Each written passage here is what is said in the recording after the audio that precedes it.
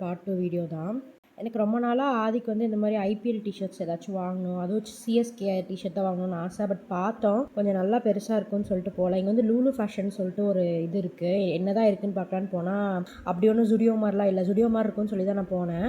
அப்புறம் அங்கே வந்துட்டு இப்போ ஒரு செடி இருக்குது எங்கள் வீட்டில். அது வந்து நல்லா மொட்டு வச்சிருக்கு, பட் குட்டி கப்பில் இருக்குது. அது வந்து ஆதிரனோட பர்த்டேக்காக நாங்கள் ரிட்டன் கிஃப்டாக கொடுத்துருந்தோம். சரி அதையே வந்து பெரிய இதில் வைக்கலாம்னு சொல்லி ஒரு பாட் மிக்ஸும் ஒரு பாட்டும் வாங்கிக்கிட்டோம். அந்த பாட் வந்து 79 போட்டிருந்தாங்க.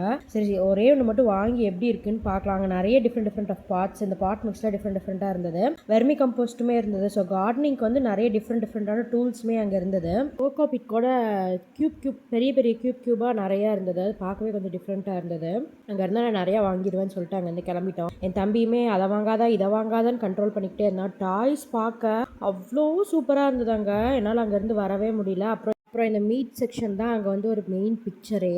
நிறைய கைண்ட்ஸ் ஆஃப் ஃபிஷ்ஷஸ் இருந்தது. இதை பார்க்கறதுக்காகவே தான் நான் first time Lulu hyper market போனேன். மெயினாக இதுக்காக தான், இங்கே என்னென்ன இருக்குன்னு பார்க்கறதுக்காக. அப்புறம் நிறைய இந்த ஃப்ரோசன் ஃபுட்ஸ் மாதிரி இருந்தது. அதுவுமே சூப்பராக இருந்தது.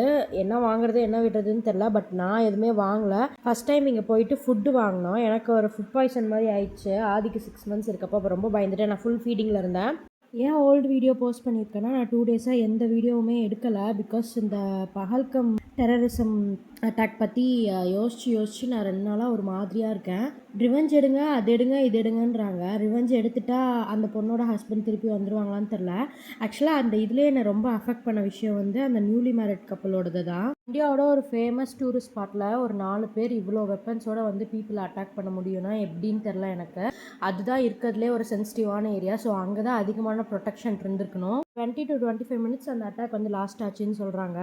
புல்லட் சவுண்ட் வந்து அந்த வீடியோவில் அவ்வளோ கிளியராக இருக்குது. யாருமே வரலையான்னு தெரில. இப்போ வந்து இதை பற்றி ஒரு 2 days யோசிச்சு தலைவலி வந்தது தான் மிச்சம். இப்போ வந்து வாட்டர் ட்ரீட்டி சஸ்பெண்ட் பண்ணாலோ இல்லை வேறு எது பண்ணாலுமே அந்த பொண்ணோட ஹஸ்பண்டோ இல்லை வேறு இன்னும் அதில் இறந்த அந்த 27 பேரும் திருப்பி வரப்போகிறதில்ல. இந்த சிரியாவை அட்டாக் பண்ணப்போலாம் நான் நிறைய யோசிச்சிருக்கேன், நம்ம ஒரு சேஃபஸ்ட் கண்ட்ரியில் இருக்கணும். பட் இதெல்லாம் பார்க்குறப்போ இந்தியாவும் ஒரு அன்சேஃப் பிளேஸ்ன்னு தான் தோணும்.